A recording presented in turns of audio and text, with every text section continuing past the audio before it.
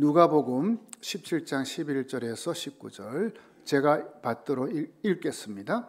예수께서 예루살렘으로 가실 때에 사마리아와 갈릴리 사이로 지나가시다가 한 마을에 들어가시니 나병 환자 10명이 예수를 만나 멀리 서서 소리를 높여 이르되 예수 선생님이여 우리를 불쌍히 여기소서 하거늘 보시고 이르시되 가서 제사장들에게 너희 몸을 보이라 하셨더니 그들이 가다가 깨끗함을 받은지라.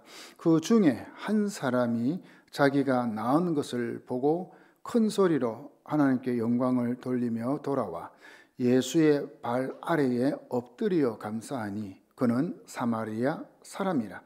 예수께서 대답하여 이르시되 10사람이 다 깨끗함을 받지 아니하였느냐? 그 9은 어디 있느냐? 이 이방인 외에는 하나님께 영광을 돌리러 돌아온 자가 없느냐 하시고 그에게 이르시되 일어나 가라 네 믿음이 너를 구원하였느니라 하시더라. 아멘. 매년 스승의 날이 되면 저에게 전화를 하는 분이 한 분 계십니다. 그분은 우리 교회에서 신앙생활을 하다 전북 무주로 이사를 간 유호정 장로님, 이분이 스승의 날이 되면 꼭 저한테 전화를 하십니다. 전화기를 받으면 목사님 잘 계시유? 스승의 날 목사님 생각이 나서 전화했시유? 부산 성지교회에 있을 때 우리 부부를 신앙으로 잘 이끌어 주셔서 감사했어요. 고마워요.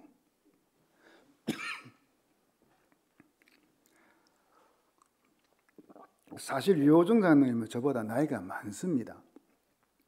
그럼에도 이 장로님은 이 목사를 영적 스승으로 알고 또 이미 우리 교회를 떠났지만 스승의 날이 되면 저를 잊지 않고 이 감사의 인사를 하는 거죠.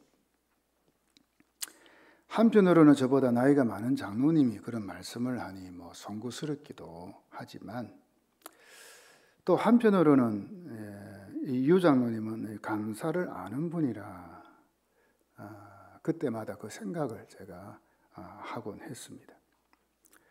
우리가 이 세상을 살다 보면 주변 사람들에게 감사해야 할 경우가 있음을 보게 됩니다.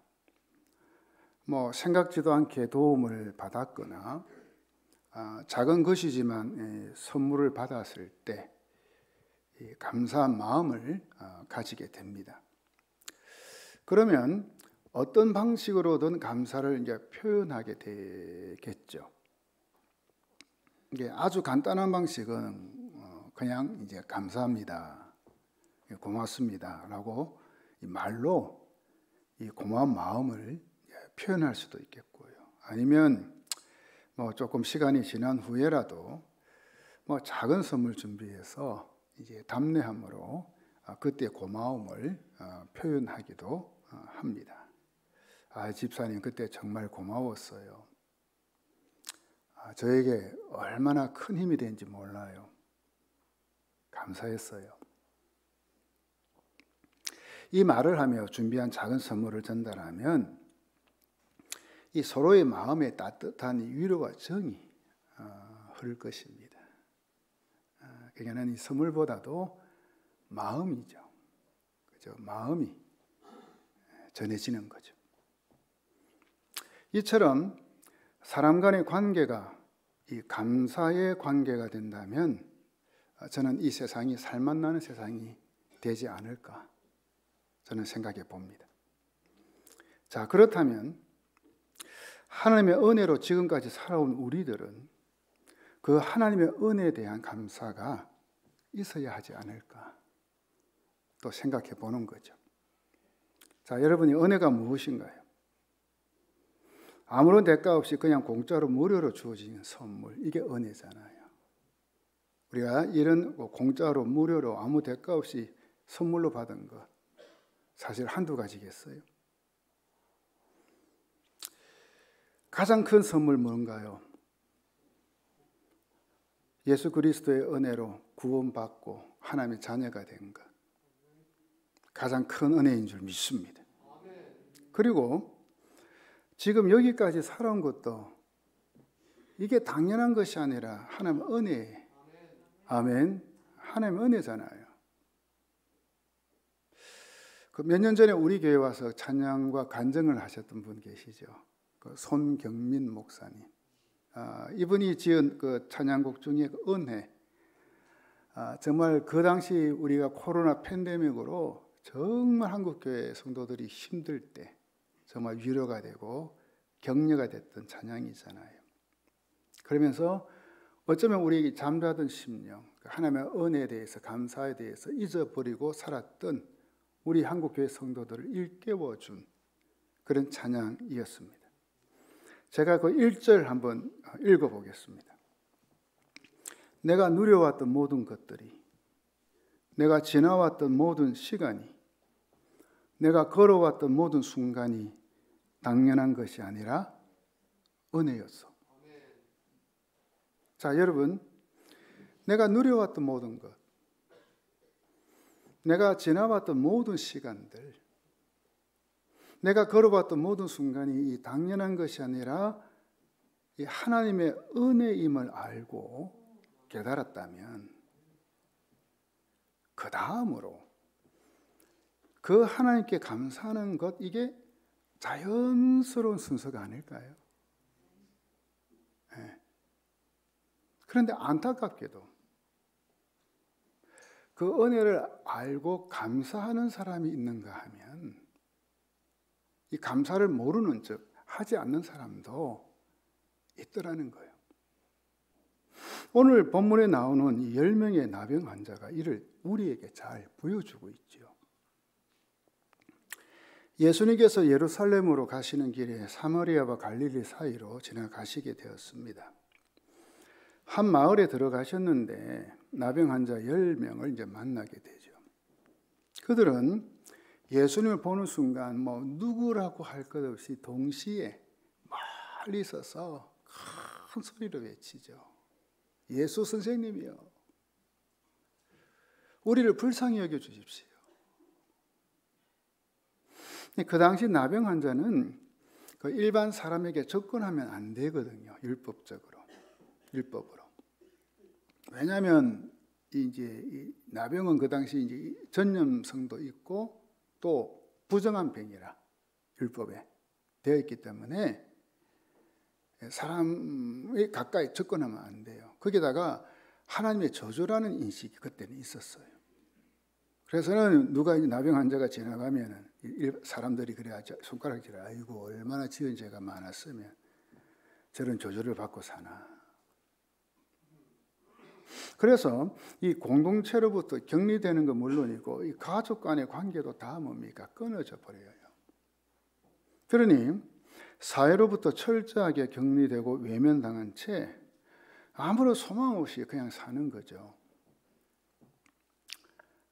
여러분 중에 그 순천 애양원이나 소록도 가보신 분 계시죠, 그렇죠? 그러면 그분들 통해서 자신들의 그런 이야기 좀 듣잖아요. 저도 몇 번 갔거든요. 얼마나 비참한지.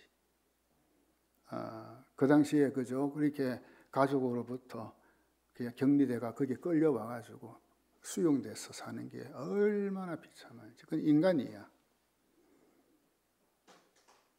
그래서 예수님을 보는 순간 그들은 예수님께 가까이 가지 못한 채 멀리 있어서 예수 선생님이요, 우리를 불쌍히 여겨주세요.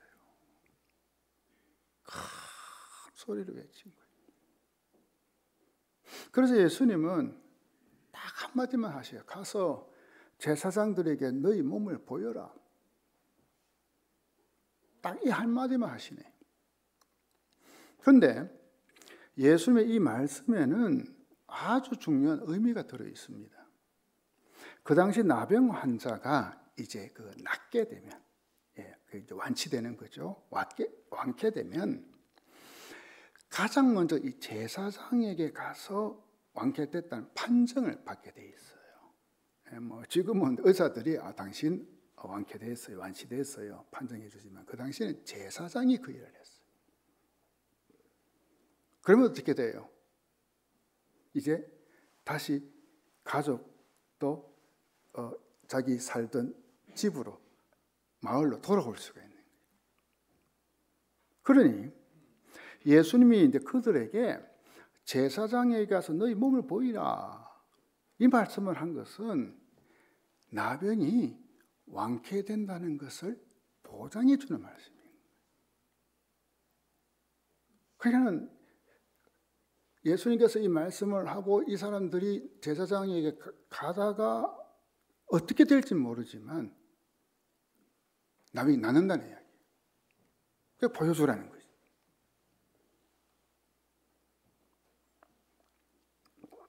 그런데 그들은 예수님의 이 말씀을 믿었어요. 믿음 좋죠. 좋아요, 안 좋아요? 어떻게 그렇게 가라 그러면 보이면 된다 하는데 그걸 그 말씀 듣고 믿고 순종해요. 가요. 대단한 믿음이에요. 근데 진짜 가다가 어느 순간에 딱 자기들끼리 얼굴을 쳐다보는데 오메 세상에. 제가 그 순천해양원 가보니까요, 그 나 환자들요, 진짜 뭡니까? 이 눈썹도 한 개도 없고 하얗고, 코도 뭉개지고, 입도 뭉개지고, 이 손가락 마디 다 없고. 그런데 그게 정상적으로 딱 옛날 좋았던 상태로 딱 돌아와 있네. 세상에, 자기들 서로 얼굴 쳐다보고 얼마나 놀랐을까. 이때 쓰는 말이 놀래서 자빠진다. 와, 우리 진짜 깨끗해졌다. 야, 우리는 이제 나병 환자 아니요. 이제 우리 인간 대접 받으며 살아갈 수 있어. 그 순간 그들의 눈에 뭡니까? 눈물이 쫙, 기쁨의 눈물. 서로 부둥켜 안고 펄쩍펄쩍. 우리가 상상할 수 있잖아요. 그러면서 이 환자들이 제사장에게 달려갑니다. 왜? 빨리 나은 거 보여줘야 이제 자기들도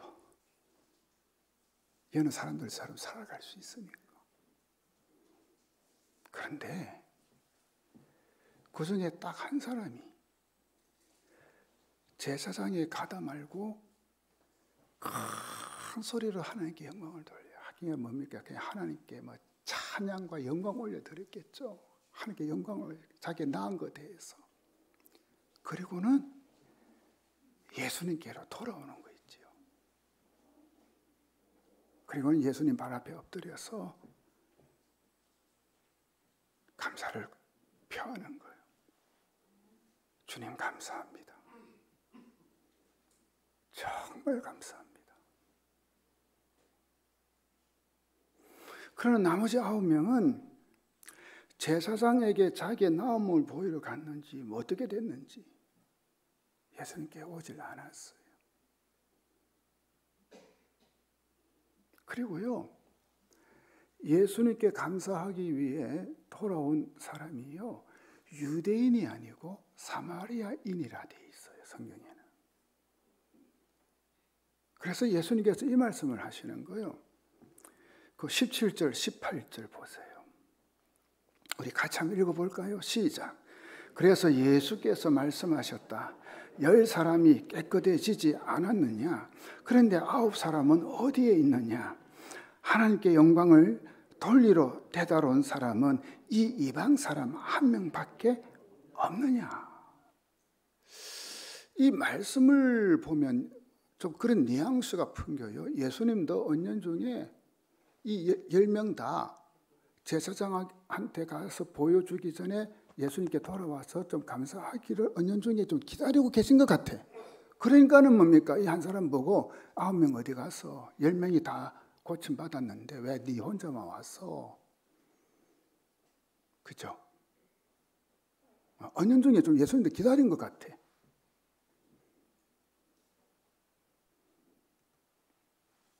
근데 돌아온 한 사람이 이방인이라 돼 있어요. 그 여러분 보세요. 이 이방인인 사마리아인보다 하나님의 백성이라고 자부하는 유대인들이 예수님께 돌아와 더 감사하는 게 이게 당연한 거 아닐까요? 여러분 어떻게 생각하셔요? 무슨 말인가 하면 정작 감사할 것으로 기대한 사람들은 감사하지 않고 진짜 감사할 것으로 기대를 많이 했는데 그 사람들이 오히려 감사를 안 하더라 이건 거예요.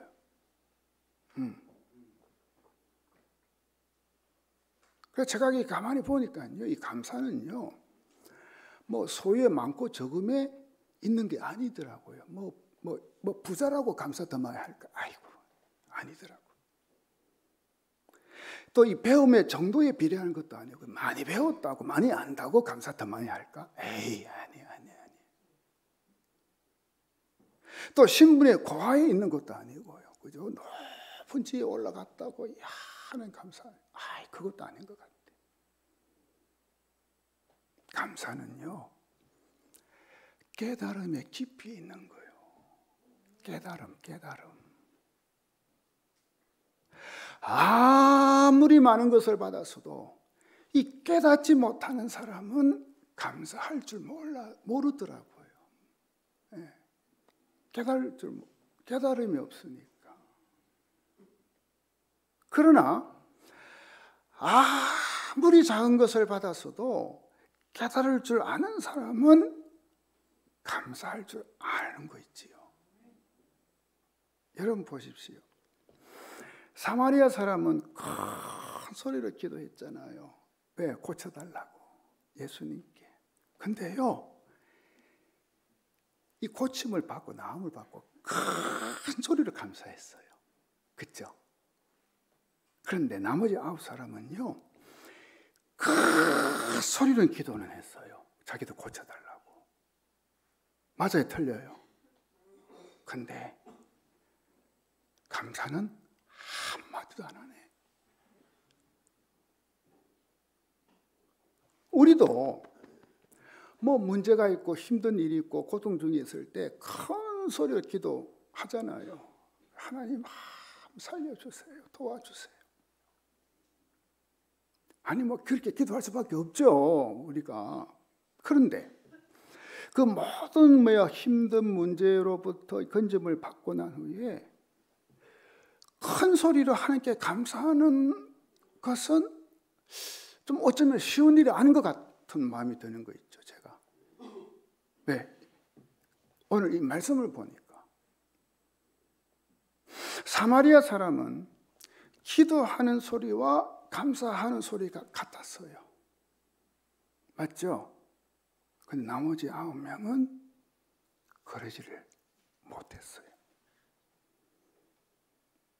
자, 여기서 우리가 알 수 있는 것은 이 교회 안에 진짜 하나님께 하나님 이것 좀 해주세요, 저것 좀 해주세요 막 부르짖고 기도하고 간구하는 사람은 많아도 반면에 감사하는 사람은 적더라. 이걸 이야기해 주는 거예요. 주님으로부터 은혜를 받은 사람은 참 많이 있는데 그 은혜에 감사하는 사람은 그렇게 보이지 않더라. 이거죠. 세상의 기도회가 기적도 체험했어요. 치유도 받았어요. 근데 그 기적 때문에, 그 치유 때문에 감사하는 사람 그렇게 많지 않더라. 이 말이겠죠. 자, 여러분, 이 믿음이 좋은지 안 좋은지를 알 수 있는 방법이 뭔지 아세요? 뭐 많겠죠. 알 수 있는 방법이. 그 중에 하나가 뭐냐? 이 하나님으로부터 은혜를 받은 후에 그 다음에 우리가 하나님께 혹은 예수님께 어떤 태도를 가지느냐, 그 예수님 어떤 태도로 대하느냐, 이걸 보면 알 수 있어요. 사람은 뭐 어려운 일을 당하면 이 지푸라기라도 잡고 싶은 심정으로 하나님께 매달리며 기도하잖아요. 그렇죠? 웬만큼 신앙생활 했으면. 그리고 이것도 참 귀하고요. 왜? 믿음이 있으니까 기도하지. 아멘. 기도해야 돼요. 아멘. 이때는 자신의 체면이나 자존심 이런 거 다 던져버리고 오직 뭡니까? 내가 가지고 있는 이 문제, 그죠? 이걸 하나님께 그냥 맡기고 그냥 기도한다는 거, 이거 믿음이 있다는 증거잖아요. 그렇죠? 자, 여러분 보세요. 갑자기 내가 병원에 가니까는 어디가 안 좋다는 딱 진단을 받아. 그럼 어때요? 하나님께 나아가 기도하면 내가 나을 수 있다는 믿음이 딱 생겼어. 그래서 기도했어요. 그래서 병이 나. 얼마나 대단해요. 아멘. 또 가정에 매우 어려운 문제가 있는데, 야, 내가 하나님께 나아가 기도하면 이게 해결될 것이다. 이 믿음이 생겼어. 갑자기. 그 믿음대로 기도했더니만 문제가 해결되어 버렸네. 진짜 귀한 믿음을 소유한 거잖아요. 그죠? 그러나 그렇게 기도해서 병이 낫고 문제가 해결되는 거, 이거 진짜 귀한 믿음이거든요. 중요해요. 근데 그것보다 더 중요한 게 있어요. 뭔 줄 아세요?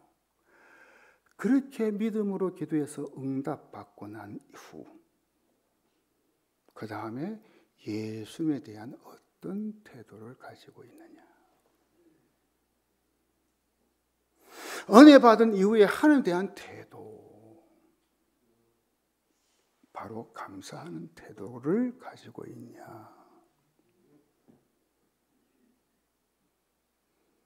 10명의 나병 환자는 똑같이 병이 나는 은혜를 입었어요. 예수님께 우리 불쌍히 여겨달라고 기도하고 간구하고, 그렇죠? 다 그런 은혜 받았어요. 그러나 받은 은혜에 대한 이 반응과 태도는 어때요? 달랐어요. 한 사람은 즉시로 예수님께 돌아와 감사했는데 9명은 어디로 갔는지 보이질 않아요. 우리가 살다 보면 많은 사람들과 관계를 맺고 살게 됩니다. 이 직장인의 경우 출근해서 퇴근할 때까지 여러 동료들과 함께 지내잖아요. 직장에서. 그죠? 그런데 함께 이제 부대끼며 지내다 보면 이 무엇이라도 주고 싶은 사람이 있더라고요. 같이 이제 지내다 보면. 그러니까 어떤 사람 보면 뭐든지 내가 좀 주고 싶어. 근데 어떤 사람은 주고 싶은 마음이 안 드는 사람이 있더라고. 여러분 그런 경험 해봤나요? 예. 속으로 그런 거 아니가. 목사는 다 주고 싶어야지. 누구는 주고 싶고 누구는 안 주고 싶고, 이 목사가 그러면 되나? 그럴 수 있는데 저도 인간입니다. 예. 정말 어떤 사람 보면 진짜 주고 싶어. 뭐라도 하나 더 주고 싶어. 근데 어떤 사람 보면 주고 싶은 마음이 별로 안 생겨.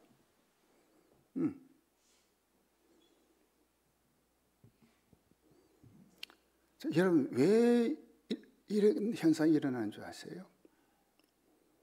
오늘 말씀이 감사가 주제니까 이 감사에 맞춰서 제가 한번 말을 해볼게요. 첫째, 이런 경우요. 이 작은 것이지만 제가 무엇을 주었어요. 그때 이 감사를 표하는 사람은 또 주고 싶어요. 그죠? 감사해요. 생각하고 웃으면서 고마워요. 그러면 다음에 또 주고 싶어. 그런데 뭘 줘도 아무 반응이 없어. 그냥 멀뚱. 잘 받았다느니 감사하다느니 이 말이 있어야 되는데 없어요. 또 나중에라도 그죠, 문자 하나, 요즘 스마트폰 없는 사람이 있어요. 거의 다 있잖아. 스마트폰에 그 문자 카톡 하나 더 날리면 될 거 아니에요. 아이고 감사했어요. 그리고 다음에 하면 또 만날 일이 있으면 그때 감사하다고 그죠, 표현하면 되는데 아무 말이 없어. 언제 그러냐는 것처럼. 자, 여러분 오해하지 마세요. 꼭 인사를 받고 싶은 게 아니라, 그죠? 사람이 이 댐댐이가 된 사람이라면 여러분 인사 정도는 해야 될 거 아니에요? 제 말이 맞아요, 틀려요? 그 정도는 해야 될 거 아니에요?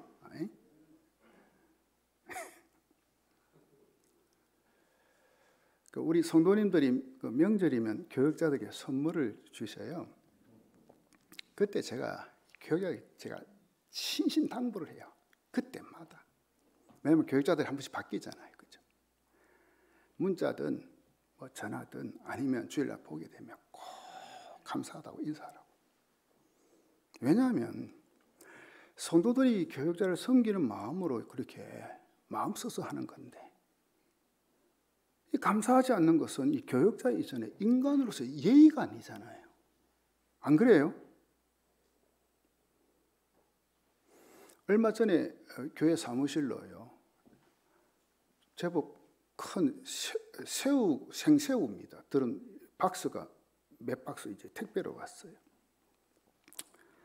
거기 누가 보냈는지 보니까 교역자들이 몰라요. 이름이 좀 낯설어서. 제가 딱 보니까 알겠어. 그래서 제가 이제 그 성도님에게 전화를 이제 걸어서 이제 감사 인사하려고 전화를 드렸죠. 그랬더니만은 그 성도님 하시는 말씀이, 그 새우 한번 먹어보니까 너무 맛있어가지고 교역자들이 생각이 나더라는 거예요. 그러면서 그 레시피까지 알려주대요. 목사님 왕소금 쳐서 탁 구워 먹으면 끝내줍니다.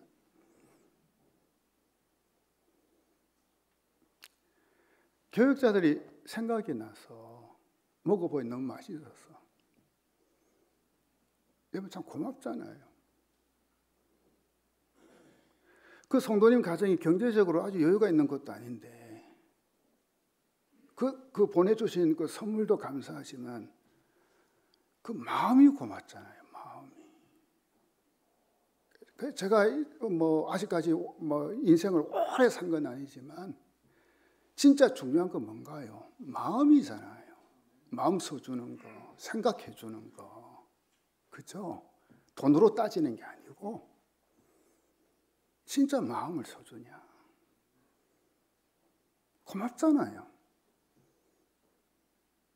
그렇다면 감사 인사를 하는 게 당연하지 않겠어요? 그리고 하나 더는 이 선물을 주었을 때 이 받은 사람이 고마운 마음에 뭐 작은 것이라도 보답할 때 그때 또 주고 싶은 거 있죠. 지난 1월 우리 교회에서 캄보디아에 단기 선교를 갔잖아요. 그래서 이제 작년 연말부터 우리 윗마당 현수막 캄보디아 단기 선교 현수막을 하나 딱 그렇게 이제 거치했거든요. 근데 하루는 이 동남아 사람으로 보이는 청년들이 교회 윗마당에서 그 현수막을 딱 쳐다보고 있는 거예요. 이를 본 우리 교회 성도님이 다가 물었죠. 어디에서 왔어요? 뭐 우리나라 사람도 아니고 분명히 동남아 사람이에요. 청년들이니까 어디에서 왔어요? 그랬더만 그 한 친구가 저희들은 캄보디아에서 왔는데 지금 아파트 공사하는 데서 일하고 있어요. 바로 위에 제가 말하는데.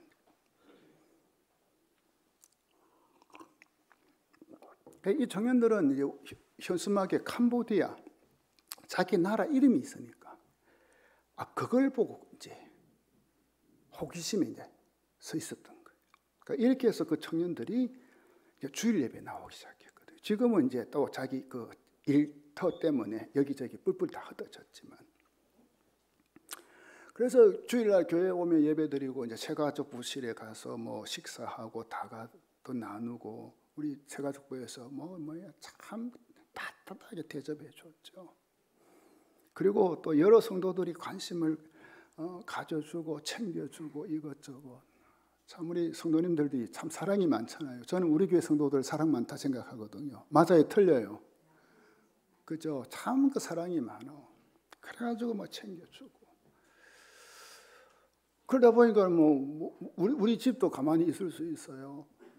이 청년들 데려다가 어디 식당 가서 이제 같이 식사도 같이 좀 하고 또 뭐 작은 거지만 좀 챙겨주기도 하고 뭐 그렇게 했어요. 그 1월부터 그래 됐는데 이제 설날이 됐어요.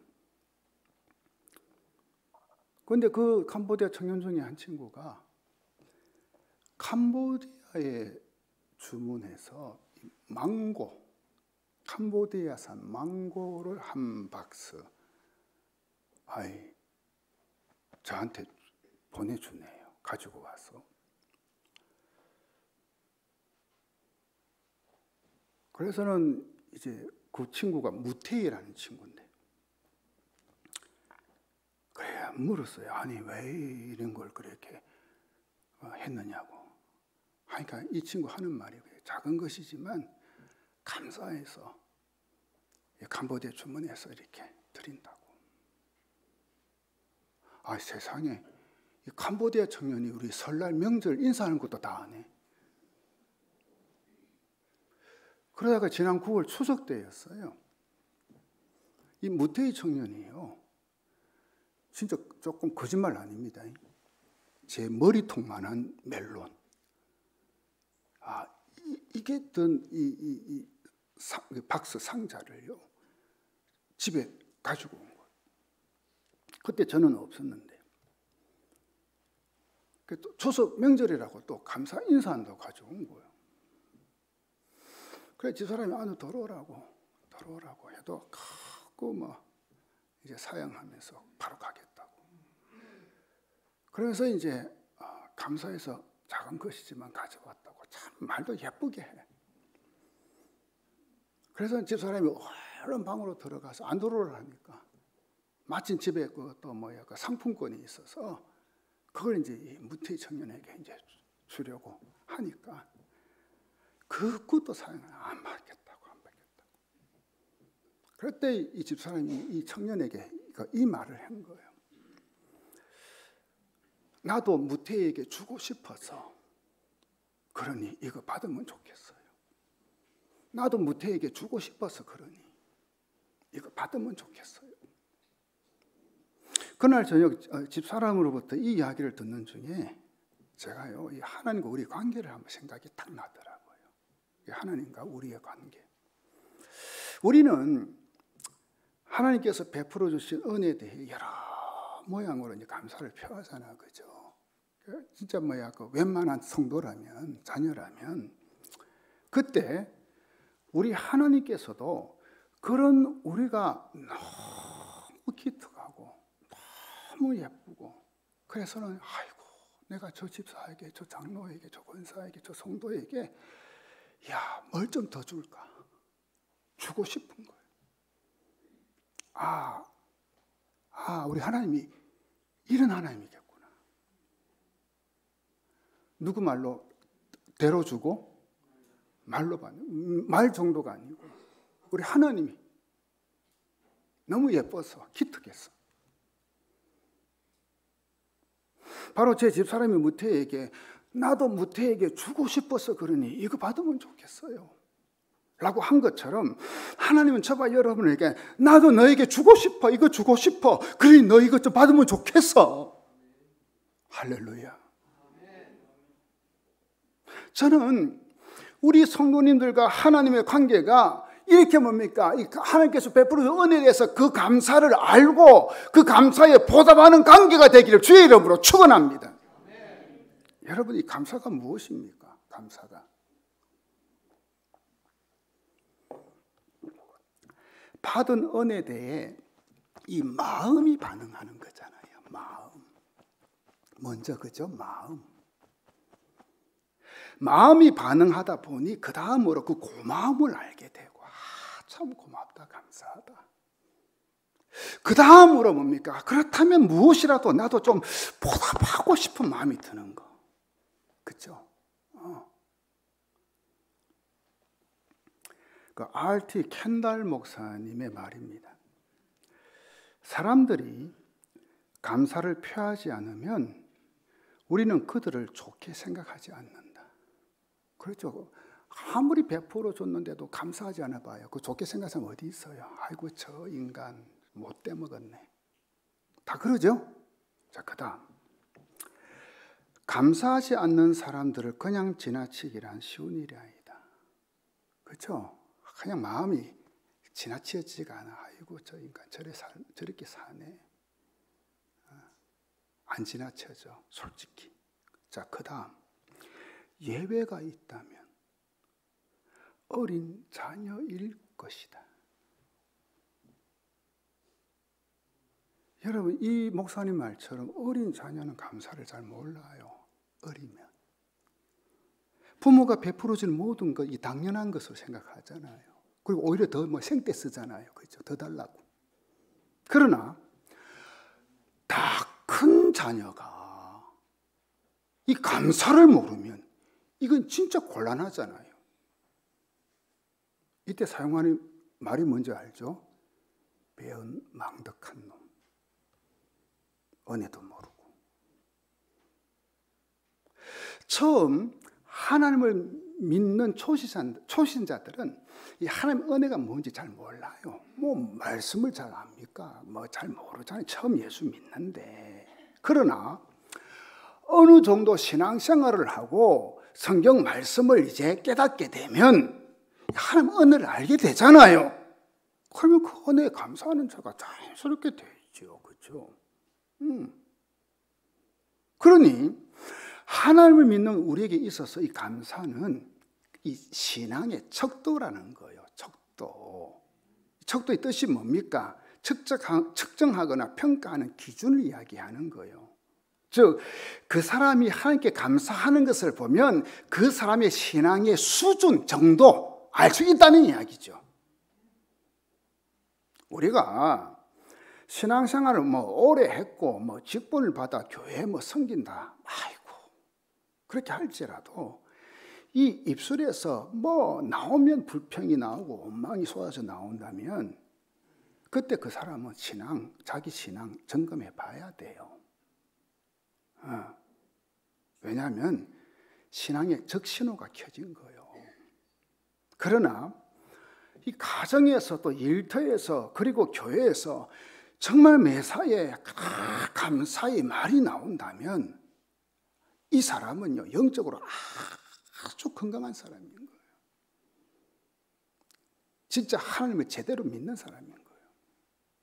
그래서 감사는 영성이라고도 해요. 영성. 오늘 조영성 안 왔네. 영성. 뭐냐? 영적 성숙이 없이는 감사할 수 없고 감사 없이는 영적 성숙도 이루어질 수 없다. 이겁니다. 영적으로 성숙한 사람은 상황을 초월해서 감사하게 됩니다. 그러나 영적으로 성숙하지 못한 사람은 상황에 따라 좋을 때는 감사하다가 또 여러 가지 상황이 안 좋으면 금세 원망과 불평으로 돌아서 버립니다. 왜요? 이 감사 영성으로 채워져 있지 않기 때문에 그런 거예요.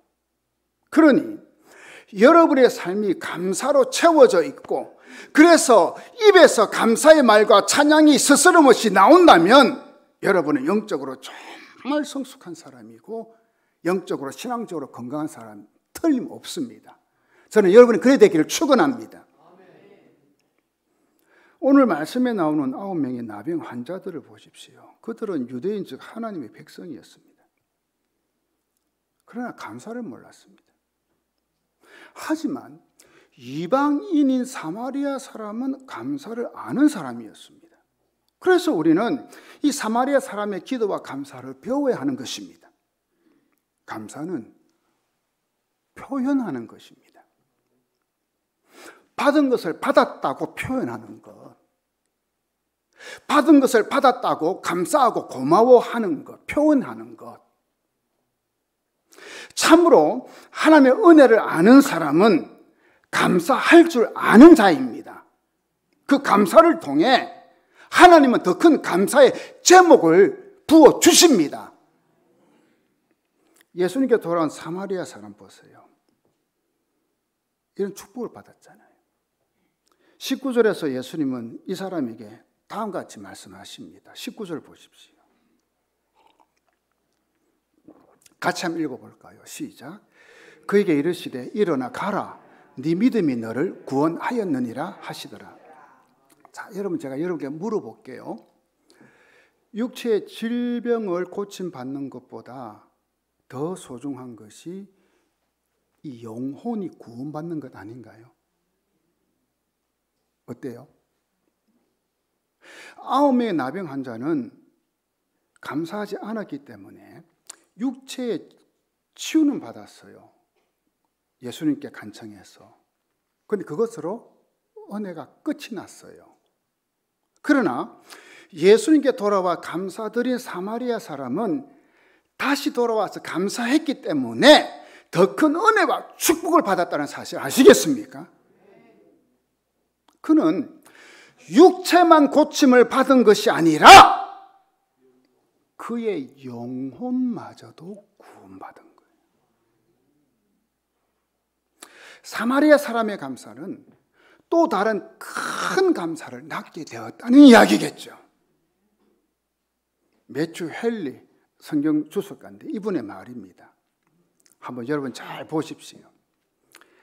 감사는 더하기와 같아서 모든 것에 감사하면 거기에는 하나님 축복이 더해진다. 어떤 일이든지 어디서든지 감사하면 플러스의 축복이 찾아온다. 그러나 반대로 원망과 불평은 빼기와 같아서 있는 것까지 다 빼앗기고 없어진다. 근데 결국 보세요. 자꾸 원망하고 불평하고 감사하지 않으면요, 그 사람 영혼이 어떻게 돼요? 피폐해지잖아요. 망가지잖아요. 그것만큼 불행한 게 어디 있어요? 세상적으로 아무리 잘 살면 뭐해? 영혼이 망가져 있는데. 그렇죠? 사랑하는 성도 여러분, 여러분은 지금까지 살아오면서 어떤 하나님의 은혜를 받았다고 생각합니까? 어떤 하나님의 은혜? 그렇다면 그 받은 은혜에 감사로 표현하시기 바랍니다. 그리고 은혜 받은 후가 더 중요합니다. 은혜 받은 후가. 은혜를 감사로 가꾸는 사람이 진짜 은혜를 입은 사람이 되는 것입니다.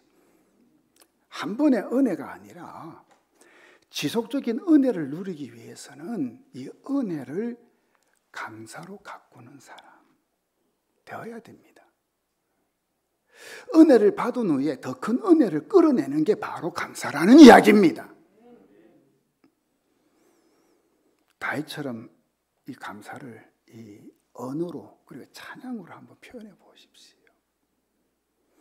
또 옥합을 깨트린 여인처럼 때로는 자신의 가장 소중한 것을 주님께 드리는 물질로 한번 표현해 보십시오. 또 바울처럼 자기 같은 그런 죄인 중에 괴수 같은 자기를 구원해 주시고 하나님의 사람으로 사용해 주신 그 하나님께 정말 자신의 온 삶을 드리고 그렇게 헌신하고 충성하고 그렇게 하면서 하나님께 감사를 한번 표현해 보시기를 바랍니다. 그리고 이 사마리아 사람처럼 정말 큰 소리로 하나님께 영광을 한번 돌려보십시오. 하나님 감사해요. 하나님 감사해요. 다음 주는 추수감사절로 지킵니다. 한 해 동안 하나님께서 베풀어 주신 은혜를 기억하고 우리가 감사로 지키는데 정말 저는 여러분이 다윗처럼 때로는 이 글로 뭡니까? 감사 카드 나눠드렸죠. 그게 다 한번 적어보는 거예요. 글로 한번 표현해 보는 거예요. 그리고 옥합을 깨트린 여인처럼 물질로 한번 하나님께 감사를 표현해 보는 거예요. 또 사마리아 사람처럼 하나님께 영광을 돌리는 여러분이 되시기를 주의 이름으로 축원합니다. 여러분, 하나님은요 지금도요 감사하는 사람을 찾고 계셔요. 아세요, 여러분? 그 사실을 아세요? 이제 하나님이 지금 찾고 계세요. 야, 누가 감사하나? 누가 감사하나? 그 이유가 뭔 줄 아세요? 더 큰 은혜와 축복을 주시기 위해서 찾고 계세요. 누가 감사하나? 누가 감사하나? 왜? 더 큰 은혜 주고 싶었어. 더 주고 싶었어. 몽골에서 사회 가시는 선교사님의 이야기예요. 이 몽골 교회 주일 예배에 헌금 시간이 되었습니다. 한 성도가 손을 높이 들여 선교사님께 질문했어요. 목사님, 제가 가진 것 중에 아무거나 11조 해도 되는 겁니까? 아, 그럼요. 하나님께 받은 모든 것 중에 11조를 드리면 되는 거죠. 그 말을 들은 성도님은 굉장히 기뻐하며 헌금 시간에 큰 자루 하나를 탁 내놓더라는 겁니다. 선교사님 이게 뭔가 싶어가지고 자루를 탁 풀어봤어요. 자루 안에 생각지도 못한 상상하지 못한 게 들어있었는데 뭔 줄 아세요? 소똥이 가득 들어있는 거예요. 뭐가 들어있다고? 소똥.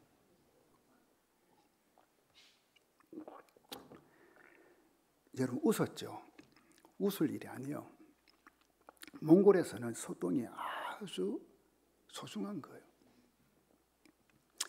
겨울에 산에 나무가 없잖아요. 몽골은 초원지대니까. 그러니까 이 소똥을 말려다가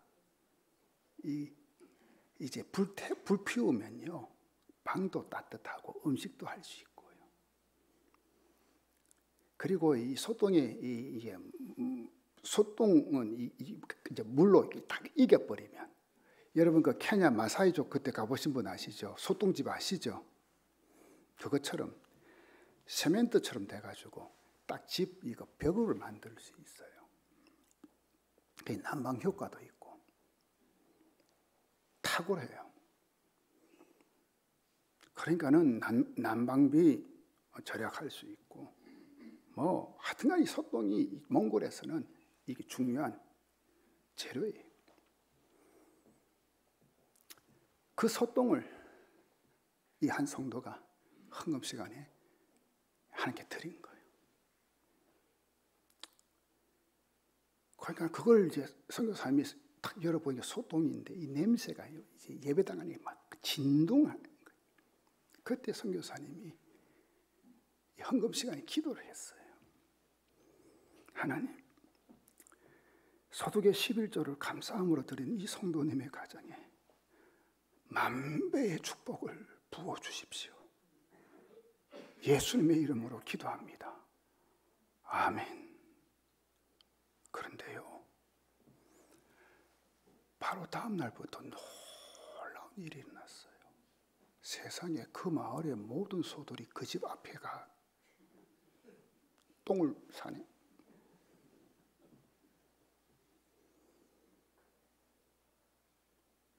그냥 매일마다 그 집 앞에는 소똥이 가득 쌓여 있게. 하나님이 하시니까 소들도 그 집, 하필이면 그 집에 와서 소똥 싸고 가네. 그의 그 성도님은요, 그 엄청난 소똥 덕분에 땔감비 전혀 안 들었지요. 또 남은 거 팔아가지고 생활비 보탰었지요. 여러분 참 우스갯소리 같지만 우리 하나님은 정말 하나님께 감사하며 드리는 사람 찾고 계시는 거예요. 왜요? 더 주시려고. 더 주시려고. 여러분, 하나님은 전능하신 분인 걸 여러분 믿습니까? 하나님은 부유하신 분이신 줄 믿습니까? 하나님은 무한한 자원을 가지고 계신 분인 걸 믿으십니까? 그런데 그 자원을, 무한한 자원을 감사하는 자에게 부어주시는 거예요. 감사하는 자에게. 저는 정말 우리 교회 모든 성도들 가정마다 이 축복을 누리게 되기를 주 예수 그리스도의 이름으로 축원합니다.